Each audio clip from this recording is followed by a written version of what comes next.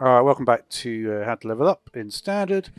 We're looking at Rogue today. So, one of the cool things that came out with Rogue was this concoction thing. It's pretty cool. You basically get two concoctions and then you will get a... it will double, it will sort of combine them into one but still cost 3 mana. So you get like quite a big saving on that. You can summon like minions and get cards at the same time for 3 mana. This is what I came up with. The reason I did it is because I basically got this card, and this is obviously the card, the card that synergizes the best. There are quite a few other cards, like there's a couple of legendary cards I'm missing, but to get to like most of those are going to be like very specifically at very high rankings. This will get you to diamond, I'm sure.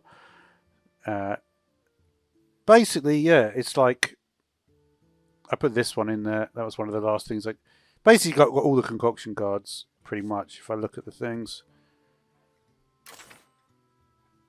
yeah, I haven't got this one, but this card is not like seen as one of the better ones, but it's all right though. It's all right to get it. And where the legendaries, I just put this card in because it's quite common in this sort of rogue deck.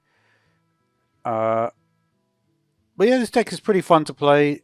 Really, as long as you can get some really good things from the Sinstone Graveyard, then you should be pretty good most of the time against a lot of decks. You can do like a lot of plays very early on. Bone Spike can be a good way to trade to get your board up a little bit more. Yeah, this normally is worth holding on to the Infuse. But yeah, I guess if you get Wicked Stab, maybe not. But we know what I mean. But yeah, this can be a really good play with, for instance, you could do Shadows. You could do, not even Shadow Step, you could do Prep.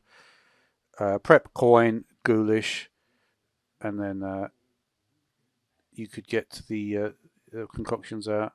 So it's like, yeah, all sorts of things that you could do maybe very early on to get a bunch of cards. This, yeah, you normally want to Shadow Step it. One of the advantages as well with playing this is that this is very useful to play if it's stealthed,